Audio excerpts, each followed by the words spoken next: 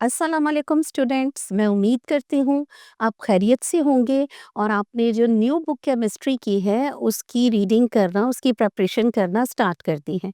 Students, मैं आपको बताती चलूँ कि chapter number 1 we have just finished और उसके ऊपर हमारी वीडियोस मौजूद हैं।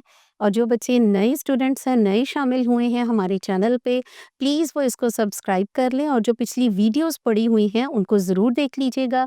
बिकॉज आज हम शुरू करने जा रहे हैं केमिस्ट्री की न्यू बुक का चैप्टर नंबर 2, जो कि एटॉमिक स्ट्रक्चर के हवाले से है। इसके लिए बहुत सारी इंफॉर्मेशन और बहुत सारी हिस्ट्री साइंसदानों की जानना आपको ज़रूरी है। तो आज का हमारा जो पहला टॉपिक है चैप्टर 2 का, वो है एटॉमिक स्ट्रक्चर यानी एलिमेंट्स के बारे में। तो स्टूडेंट, सबसे पहले जान लेते हैं, एक क्वेश्चन है जो आपकी एक्सरसाइज में भी है, why elements are different. Element का डिफरेंस जानने से पहले हमें ये जानना जरूरी है कि एलिमेंट्स हैं क्या। एलिमेंट्स ऐसे सब्सटेंसेस हैं that have the same kind of atoms. ठीक है, एलिमेंट्स के अंदर एक ही तरह के एटम्स मौजूद है।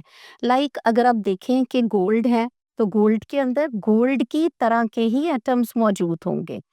ठीक है, हमारे पास सिल्वर है, दीज आर एलिमेंट्स, और इसमें हमारे पास एक ही तरह के एलिमेंट्स मौजूद हैं। कार्बन है, एक ही तरह के एटम्स मौजूद हैं, so these are called the elements. Hydrogen जो है, ये सबसे फर्स्ट एलिमेंट है पीरियोडिक टेबल का, सबसे हल्का है, लाइटेस्ट है। इसके अंदर देखें तो 3 तरह के एटम्स जो हैं वो इसके मौजूद हैं। तो देखेंगे, फर्स्ट जो है इसको हम कहते हैं protium, second deuterium, third tritium. और ये जो नीचे है बच्चों, ये इनका है एटॉमिक नंबर, और ऊपर जो है वो है इनका एटॉमिक मास। इसी तरह से अगर आप पीरियोडिक टेबल देखें तो उसके अंदर जो एलिमेंट्स हैं, सबसे पहले आ जाता है आपके पास हाइड्रोजन। उसका प्रोटॉन नंबर या एटॉमिक नंबर कितना है? 1। Hydrogen, helium 2, lithium 3, hydrogen, helium, lithium, beryllium 4, boron 5, hydrogen, helium, lithium, beryllium, boron, carbon, nitrogen, oxygen, fluorine and neon. Number देख लें, बोरोन का 5, carbon 6, nitrogen 7, oxygen 8, fluorine 9 and neon 10। अब ये जो है, ये इनका है स्टूडेंट्स एटॉमिक नंबर। क्वेश्चन हमने किया था जो एक्सरसाइज में मौजूद है, वो है व्हाई एलिमेंट्स आर डिफरेंट। इसका आंसर देखने, elements are different because they have different proton number. Proton number जो है वो फर्स्ट 10 एलिमेंट्स का मैंने आपके साथ शेयर किया है, पीरियोडिक टेबल में आपको मिल जाएंगे, और ये इसकी वजह से डिफरेंट है, इनकी प्रॉपर्टीज भी फर्क आ जाती हैं। These are all elements. अब तक जो दरियाफ्त हो चुके हैं वो 118 एलिमेंट्स हैं, और एलिमेंट्स जो हैं वो डिफरेंट होते हैं due to their different proton number. और इसके अलावा आपने याद रखना है, एलिमेंट्स सॉलिड, लिक्विड और गैस तीनों स्टेट्स ऑफ मैटर में आपको मिल जाएंगे। और पीरियोडिक टेबल के अंदर अभी तक 118 एलिमेंट्स मौजूद हैं, उनमें से 96 जो हैं वो सॉलिड हैं, और लिक्विड में आपको जो मिलते हैं वो 2 एलिमेंट्स हैं, मरकरी है और ब्रोमीन है। और गैसेस में आपके पास नोबल गैसेस आ जाती हैं, नियॉन, ऑर्गन, और इसके अलावा आपके पास क्लोरीन गैस है, ऑक्सीजन गैस है, एक्सेट्रा। ये गैसेस की सूरत में भी पाए जाते हैं। और इसके अलावा एलिमेंट्स मेटालिक भी हो सकते हैं। मेटालिक हैं तो एक वर्ड यूज होता है, लस्ट्रस फॉर्म में पाए जाते हैं। मेटालिक में कौन से हैं? आपके पास गोल्ड है और सिल्वर आ जाता है। और या नॉन मेटालिक है, डल फॉर्म में होंगे, जो कि आपके पास आ जाएगा कार्बन, सल्फर एक्सेट्रा। और हमने एलिमेंट्स के बारे में इन सारी बातों को याद रखना है। एक और बात जो एलिमेंट्स के बारे में ज़रूरी है वो ये है कि कुछ एलिमेंट्स हैवी मेटल्स हैं। हैवी मेटल्स जैसे आयरन है, लोहा है, बहुत हैवी है। कुछ जो एलिमेंट्स हैं like aluminium and zinc, they are light metals.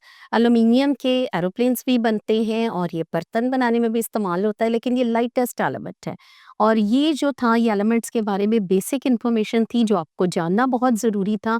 और ये भी याद रखें कि एलिमेंट्स जो है, ये हमने देख लिया कि प्रोटॉन नंबर की वजह से इनका डिफरेंस है। अब आपकी बुक में एक एक्सरसाइज मौजूद है स्टूडेंट्स, जिसके अंदर आपको 3 डिफरेंट टाइप्स की पिक्चर्स दिखाई दे रही हैं। और आपने इन पिक्चर्स के ऊपर जो है वो नेम्स जो हैं वो इनके साथ लिखने हैं। तो सबसे पहली पिक्चर जो आपको नज़र आ रही है वो है येलो कलर का एक पाउडर या क्रिस्टल फॉर्म में है। तो इसको आपने अंदाज़ा लगाना है, गेस करना है ये कौन-सा मेटल है। तो आपने देखना है कि ये जो येलो कलर है, येलो कलर का हमारे पास सल्फ़र एलिमेंट जो है वो मौजूद है। उसके बाद दूसरी पिक्चर जो आपको नज़र आ रही है वो कुछ ऑर्नामेंट्स की है, कुछ ज्वेलरी पड़ी हुई है। और वैसे तो इस पिक्चर में ये गोल्ड भी हो सकता है, कॉपर भी हो सकता है, सिल्वर भी हो सकता है। लेकिन चूँकि ये सुनहरे से कलर में नज़र आ रहा है तो ये जो है बच्चों दैट इज़ द गोल्ड। और जो थर्ड पिक्चर आपको नज़र आ रही है वो रेडिश ब्राउन फ्लास्क जो है वो उसके अंदर आपको गैस दिखाई दे रही है। एक फ्लास्क नज़र आ रही है जिसके अंदर रेडिश ब्राउन सी गैस है। ये कौन-सी गैस है? तो आपने इसको देख लेना है। ये आपके पास हाइड्रोजन सल्फाइड गैस है, H2S गैस हो सकती है या फिर NO2 नाइट्रोजन डाइऑक्साइड गैस है। तो ये सारी बातें जो एलिमेंट्स के बारे में थी वो हमने आज डिस्कस की हैं। और ये जो पिक्चर्स का नाम लिखना था, छोटी सी एक्सरसाइज थी that we have also done. और ये था एटॉमिक स्ट्रक्चर के बारे में। अब एक तरफ हमने एटॉमिक स्ट्रक्चर के बारे में बात की है, दूसरी तरफ हम बात करेंगे स्ट्रक्चर ऑफ एन एटम की। तो सबसे पहले आपको ये जानना ज़रूरी है कि एटम के बारे में सबसे पहले जो बातचीत शुरू की थी वो एक साइंटिस्ट था जिसका नाम था डेमोक्राइटस, ग्रीक साइंटिस्ट था। और इसने इस टॉपिक को लेके इस बात का आगाज़ किया था कि एटम का स्ट्रक्चर कैसा है। उसके बाद 1803 में John Dalton gave atomic theory. ये बहुत हिस्टोरिकल पॉइंट था उस दौर में और ये एमसीक्यूज में आ जाता है, who gave the atomic theory. So 1803 में किसने दी थी? जॉन डाल्टन ने दी थी। और उसके बाद अगर आप आ जाएं तो अराउंड 1900 बहुत सारे साइंसदान इसी काम के बारे में लग गए कि स्ट्रक्चर ऑफ एटम के बारे में एक्सपेरिमेंट्स किए जाएं या मिलजुल कर सोचा जाए।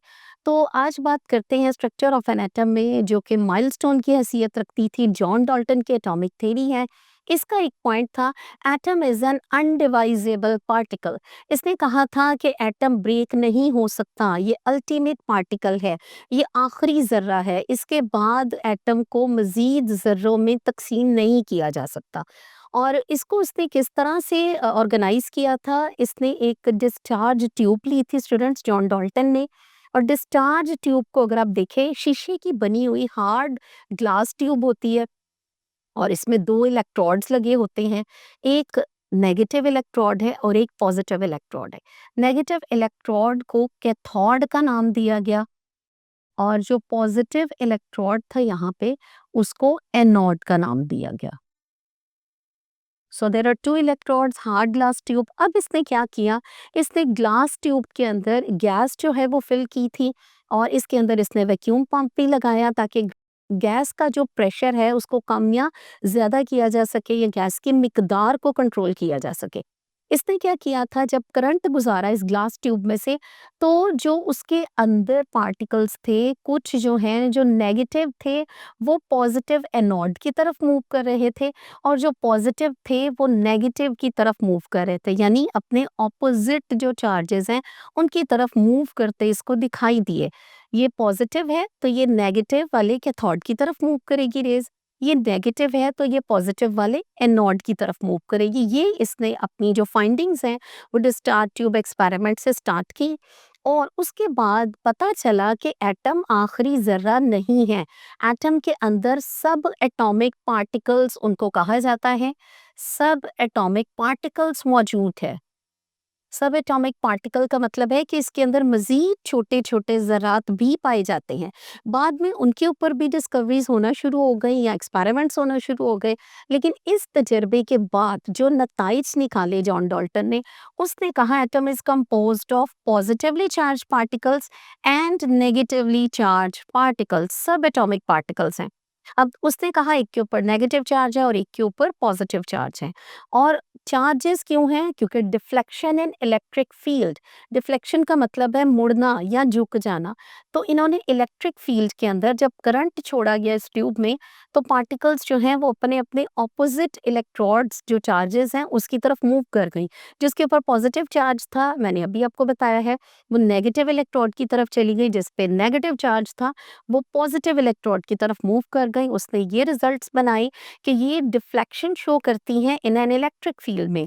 जो थे नेगेटिवली चार्ज पार्टिकल्स वो पॉजिटिव प्लेट की तरफ चले गए, और जो थे पॉजिटिवली चार्ज पार्टिकल्स वो नेगेटिव की तरफ चले गए। बाद में जो नेगेटिवली चार्ज पार्टिकल्स हैं उनको नाम दिया गया इलेक्ट्रॉन्स का, और जो पॉजिटिवली चार्ज हैं उनको नाम दिया गया प्रोटॉन्स का। फिर उसने ये भी बताया कि नेगेटिवली चार्ज पार्टिकल्स जो हैं अगर वेट वाइज देखा जाए तो वो कितने हैवियर हैं।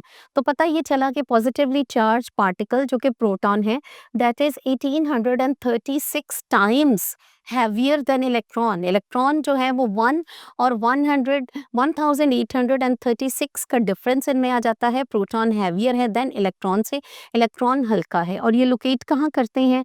प्रोटॉन्स जो हैं वो पाए जाते हैं एटम के न्यूक्लियस के अंदर। ये आपने याद रखना है, प्रोटॉन्स एटम के न्यूक्लियस में हैं, और इलेक्ट्रॉन्स जो हैं these are revolving around the nucleus. So यहाँ तक ये जो जॉन डाल्टन की डिस्कवरी थी, ये स्ट्रक्चर ऑफ एटम्स के लिए एक बहुत हिस्टोरिकल पॉइंट साबित हुआ, क्योंकि बहुत सारे साइंसदानों ने इस पे मज़ीद एक्सपेरिमेंट्स किए जो कि हम अपने अगले जो टॉपिक्स हैं उनमें आपके साथ डिस्कस करेंगे। उम्मीद है आपको एलिमेंट्स का और स्ट्रक्चर ऑफ द एटम समझ आ गया होगा।